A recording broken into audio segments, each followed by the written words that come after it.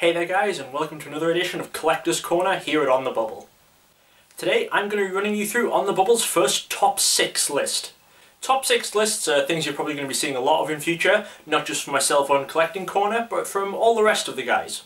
And they're basically just the top 6 of any given category. So you'll be seeing stuff like top 6 fire Pokemon, top 6 draw supporters, top 6 video ideas we kinda stole from Channel Fireball. But today I'm going to be bringing you the top 6 error cards. Now obviously yes, these lists are going to be kinda subjective, and it's really just going to be my own personal favourite ones, but I've tried to base it on something that maybe has an interesting story behind it, or just looks visually interesting, something like that. The list also only includes error cards which had corrected versions. This wasn't deliberate, it was just when I went to pick them out, the more interesting ones seemed to be the ones that were corrected at some point. So let's kick off with the list. Coming in at number 6, we have the Holo Vaporeon from Jungle, printed without the jungle symbol. Now, technically the placing on this list should be for all Holo Jungle cards, because there was a print run where all of them were missing the jungle symbol, but I just kinda like Vaporeon, so he's getting the spot. This one's kind of interesting because obviously Jungle came out right after base set, and it actually makes them look just like base set cards because base set obviously didn't have an expansion symbol. And even now I do see quite a lot of people on selling forums who don't really know about the cards still thinking these cards are from base set. Coming in at number 5, we look at an error that isn't actually a misprinted error, it's a misstamped error. You see, a lot of cards have stamps placed on them after the cards are printed. You'll probably see this in stuff such as the Worlds promos or pre-release promos, and occasionally these have errors where the stamps are slightly off-center, don't look quite right, but of course the most drastic of these came with the first movie promos. A lot of people remember that when you went to see the first Pokemon movie in cinemas, you got one of 4 promo cards: Pikachu, Mewtwo, Electabuzz and Dragonite, and in the top right corner they had a Warner Brothers Presents the first Pokemon movie golden stamp.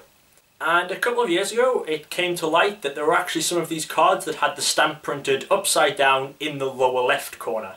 I believe the first one discovered was a Mewtwo, and then since then some of the others have come out of the woodwork.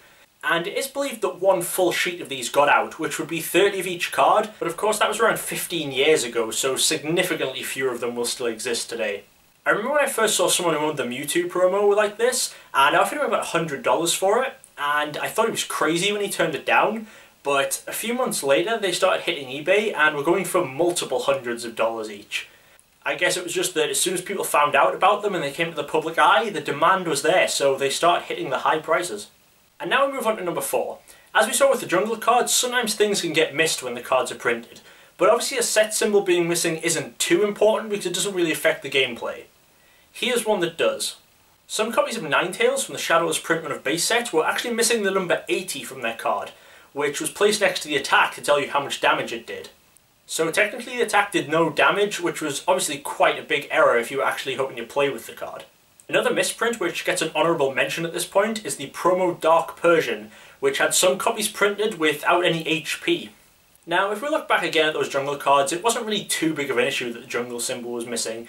I mean, sure, it made people think they were from base set, but at least they didn't put the wrong set symbol on there. So coming in at number 3, here's a Vulpix and a Ninetales that contain the wrong set symbol. As you may know, this Vulpix and Ninetales originally came from the Heart Gold Soul Silver expansion, and any cards found within the booster packs were completely fine. However, later these cards were featured in an Evolution blister, which was basically where they give you one evolved Pokemon with a special refracted holofoil, and then they give you the pre-evolutions just in standard card form. Now the Vulpix and Ninetales cards within the blister actually contained the wrong set symbol. The cards actually contained the symbol for the Undaunted set, which was released 6 months after Heart Gold Soul Silver. But you might look at that and think, oh, that's not too bad. Printing the wrong set symbol doesn't make a huge difference. Not as many people are really going to spot it, and it's not something that's glaringly obviously wrong. So for anyone thinking that, I bring you number 2. This is a base set Wartortle, which if you look in the top corner, would appear to evolve from another Wartortle. Yes, that's correct. Some copies of base set Wartortle had the image of another Wartortle within the evolution box. Personally, this is one of my favourite errors because it kind of just makes me laugh looking at the card. And finally we move on to number 1. This one probably isn't going to be a surprise to you. We come back to the idea of misstamps on cards. This one isn't the one where it's in the wrong place or it's upside down or anything, this is just a stamp on the wrong card. So back in 1999, Wizards was making their first pre-release card, the pre-release Clefable for the Jungle expansion. It was basically just a regular Clefable with a pre-release stamp on it.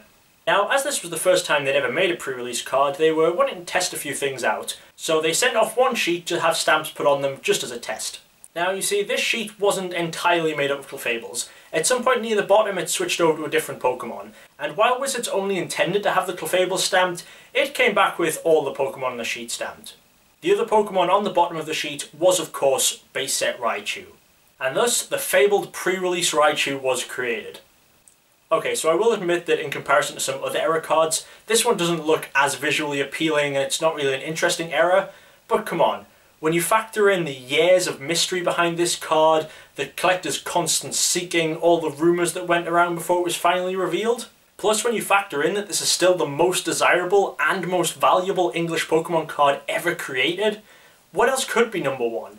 I mean, just take a look at the thing. It's $10,000 worth of misprinted brilliance.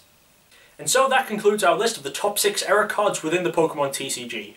Let me know in the comments what you thought, whether you agreed with the list, what your own personal list might have been, or any top 6 lists that you'd like to see in future. And like I said, these lists aren't just going to be done in Collecting Corner, so feel free to leave ideas for the other guys to do lists of as well. So thanks for watching, and I hope you guys enjoyed.